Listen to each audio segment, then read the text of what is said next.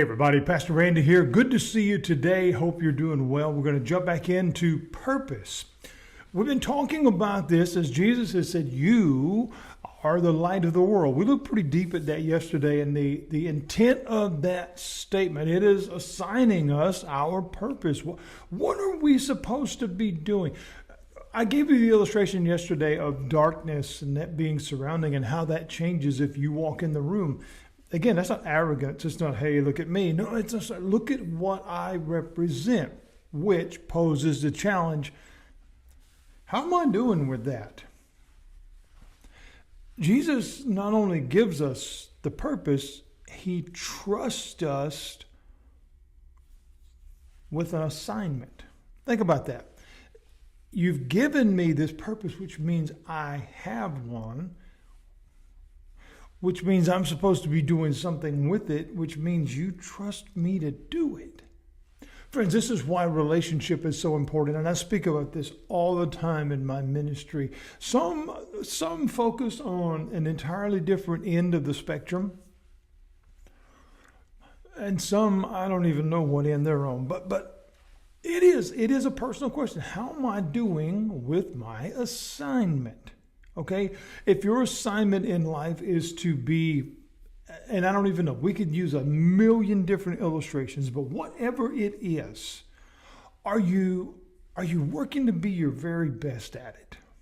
You know, are you improving your skills? Are you practicing so that you have a better hit ratio or a strike or all these different things that we're doing? I know, like, even in what I do, some would say, well, how could you possibly do better at pastoring? Well, because after almost 25 years, you not only finally hit your stride, but you learn who you are.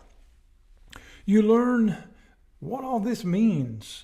And you eventually evolve to a place to where it's like, okay, now I'm very comfortable with me, because it's starting to make sense, and it's no longer just emulating someone else or following the latest trends or this. No, it really is something personal.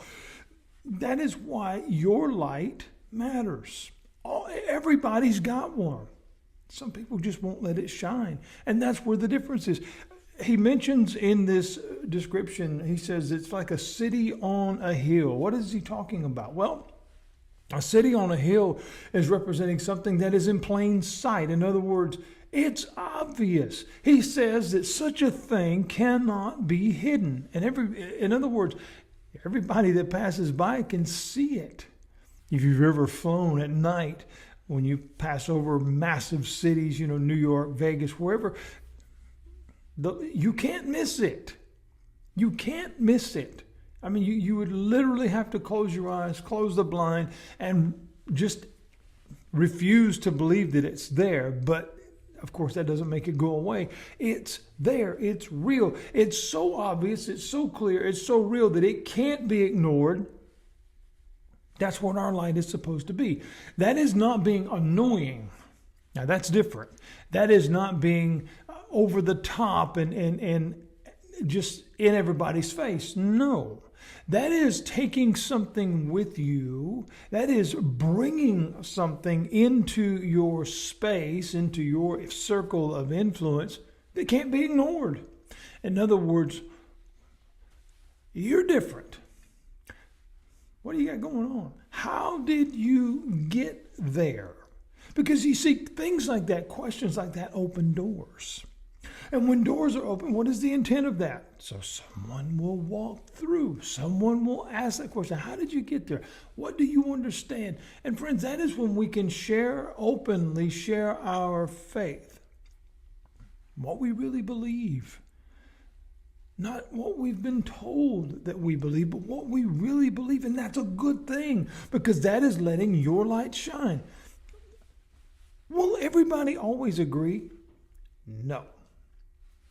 It's just like walking out into the sunshine. Some people have to have sunglasses. I'm one of those. The really, really bright light bothers my eyes. Some people, it don't bother at all.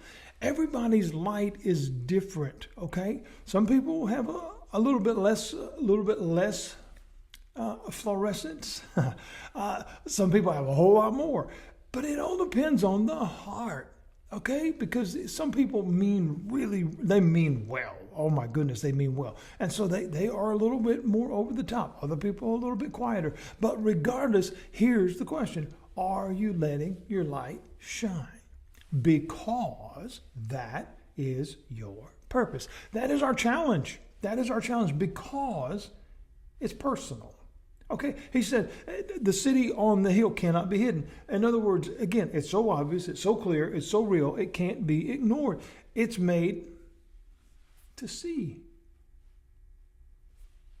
So, if my life in Christ is my light, how bright is it? That goes back to how well do you know Him?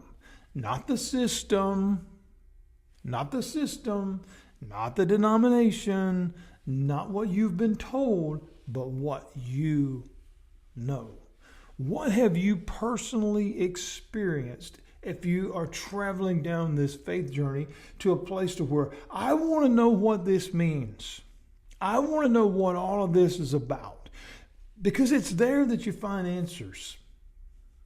And sometimes those answers are not what you've always been told. And that's okay. Because then your light turns on a little bit more.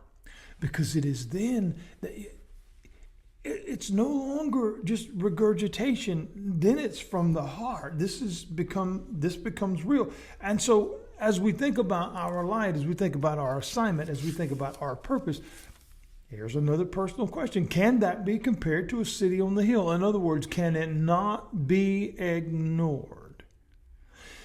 Because when we think of it that way, when we walk into the room, when we walk into an area, is there something different? Again, it's not that everybody's going to be drawn to you because of your personality or you've become a character or notoriety or anything like that. But that you're approachable. There's something about you that is different, okay? Because somebody, and you don't know where it's going to be, and you don't know when it's going to be, but somebody in your day, in your time, in your circle is going to need you. But are you willing to let your light shine? Are you willing to let Him shine through you? Is your light that obvious? Now, that is not meant to beat you up. That is meant to be reflective. Well, I should think about that. I need to look at my life because I have yet to determine that I've got a purpose. But wait a minute, Pastor, you've really got me thinking here. Do I? Absolutely. Jesus has made this very, very clear. Is that obvious? Is it the city on the hill? Can it easily be seen? Or does it take a pack of bloodhounds to find it? Okay? But Pastor, it's hard. It's just not that simple. Well, that's actually not true. Okay? Jesus said, you are the light of the world.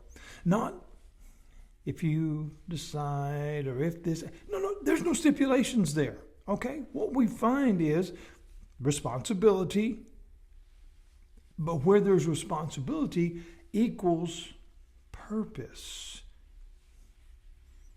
But do we allow it to happen? Each and every one of us has the opportunity of the assignment in this life to be something or someone. Everybody does. Okay? Now with that, I'm not talking about necessarily against celebrity or professional athlete or no, we all have the opportunity to be you. You're the best you there is. And Jesus said, in that, if you allow me, your Creator, to shine through you, you are the light to the world. And what is He talking about? As I said yesterday, we picture that darkness, but it changes when you're in its presence because there's something different. You're not blending in. You're not part of that. You're showing, there is an alternative. It doesn't have to be this way. We've become accustomed to that's the way it always is. But nobody's asking why. Nobody's asking, well, why does it always have to be this way? Because habits, habitual things have programmed people to believe that lie. And I don't know any other way to put it, because it doesn't have to always be that way. There's always a better answer if you're willing to receive it. And a light can shine, your light can shine, if you're willing to turn it on. God bless you. I'll see you tomorrow. Have a great day.